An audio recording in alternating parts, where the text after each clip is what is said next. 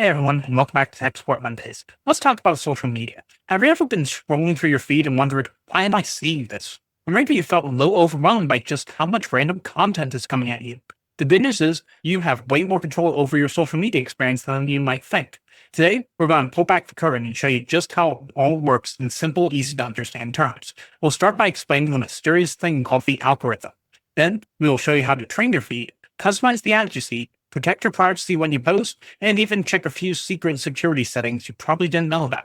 By the end of the video, you'll have all the tools you need to make your social media work for you. Let's get started.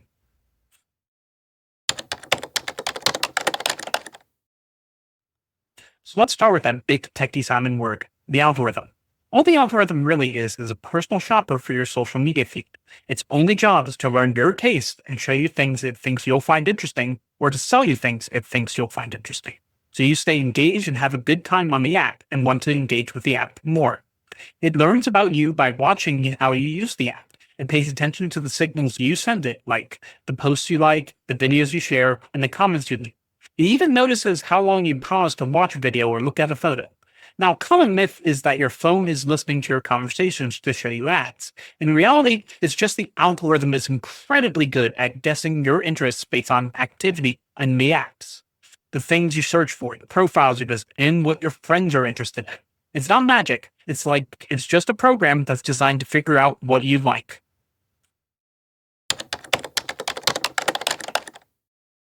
Since the algorithm learns from you, you can actually teach it what you want to see. Think of yourself as the boss of your own feed. Every time you like or comment on a post from a friend or a page you enjoy, you're telling the algorithm, yes, we have this, please. But the most powerful tools are the ones people don't use often. On almost every post, you'll see a little menu, usually three dots or three lines. Clicking this gives you your secret weapons. You'll see options like mute or unfollow or show me less of this.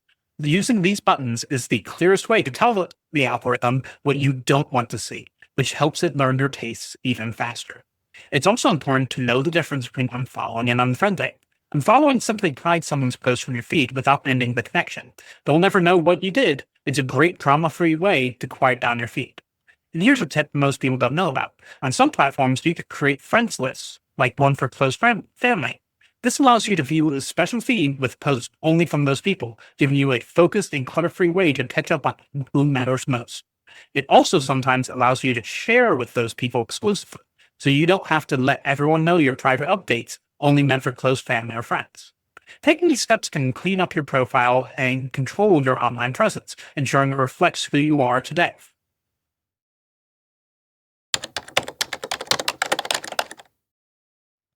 Okay, let's talk about ads. Have you ever been looking at a product on a shopping website and then suddenly you see ads for it everywhere on social media?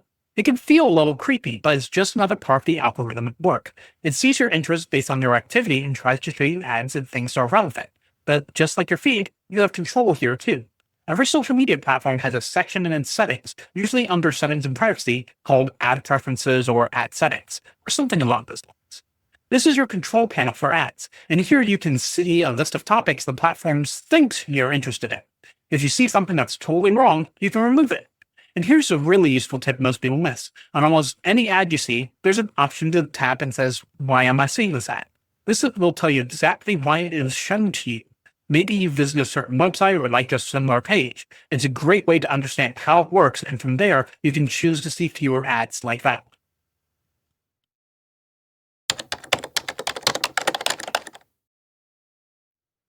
Now let's switch gears and talk about what you share. Think of your social media profile as a digital home. You get to decide who to let in the front door. Before you post a photo or a status update, you will always have a choice of who gets to see it.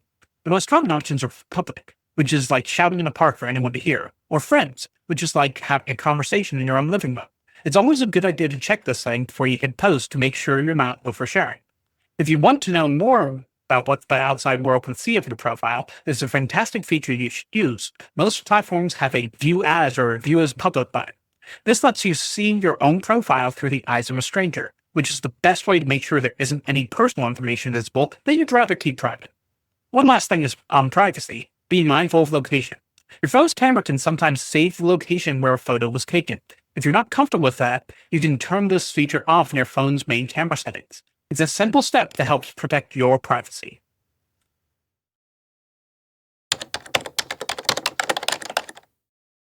Okay, let's dig a little deeper into some security settings that are incredibly blind but often overlooked. Taking a few minutes to check these can make your account much safer. First, let's check your logged in devices. Deep in your security settings, there's a list of every single phone, computer, and tablet that's currently logged into your account. Think of it as a list of all the places they have a key to your digital home. Scroll through this list. If you see a device you don't recognize or an old phone or device you don't use anymore, you can force it to log out right from there. Next, let's talk about app permissions. This is what your social media app is allowed to access on your phone. Does it need access to your microphone, your contacts, or your precise location? You can check and change these permissions by going to your phone's main settings, finding the app, and reviewing what it has access to.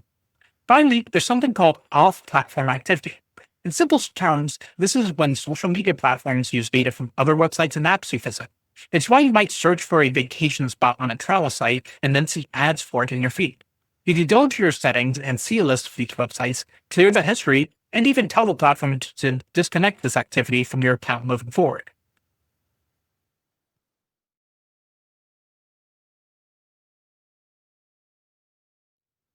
Now that we've covered the general rules that apply to most platforms, let's zoom in on a few specific tips that for apps that you probably use every day.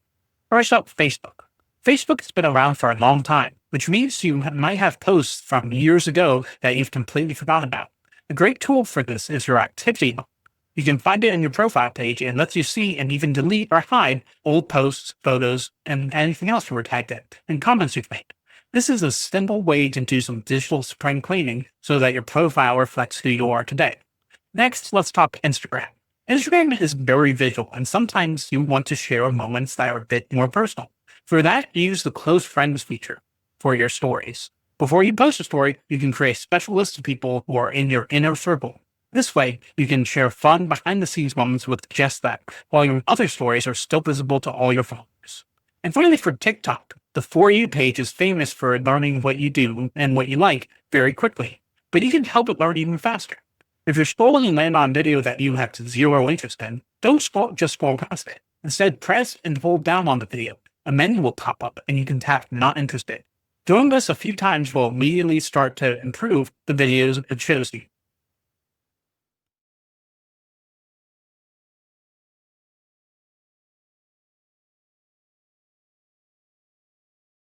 Hi, Brenda. That's a very common situation. You have a couple of great options. First, you can simply remove the tag from the photo yourself. When you do this, the photo will no longer be linked to your profile, but will still exist on your friend's page. For more control in the future, look for a profile and tagging section in your privacy settings. Most platforms have a feature called Tag Review, which lets you approve any tags before they appear on your profile. Turning that on is a fantastic way to manage your online presence.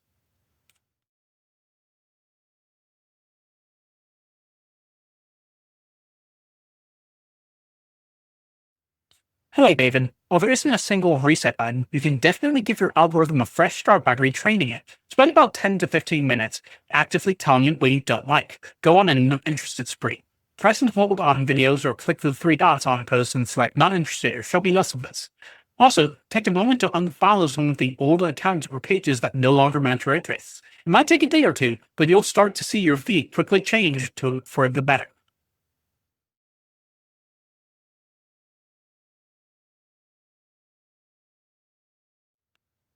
Hi, Samantha. That's an excellent question. Here's just something to break down.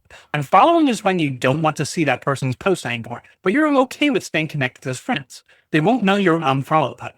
Muting is similar, but it's often used as temporary silence someone's posts or stories without unfollowing. Blocking is total separation. When you block someone, they cannot see your profile, contact you, or see your comments anywhere. This is your best and most important safety tool for dealing with harassment or unwanted contact.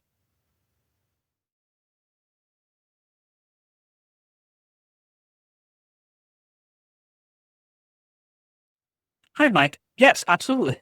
This is a great feature for exactly that reason. On platforms like Instagram and Facebook, when you go to your story settings, you can find an option called Hide Story From. You can select specific people from your friends list, and they will not be able to see what stories you post. They won't be notified, and you can change this list at any time you want.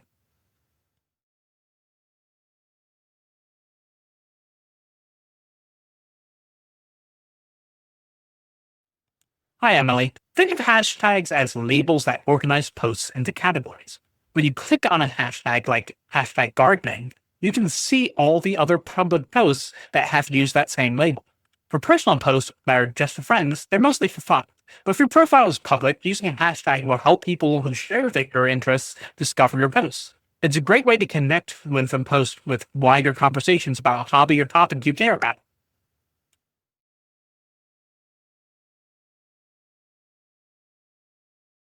And there you have it. From understanding the algorithm and Gemini to managing your privacy on specific apps, you now have the tools to truly be the boss of your own social media.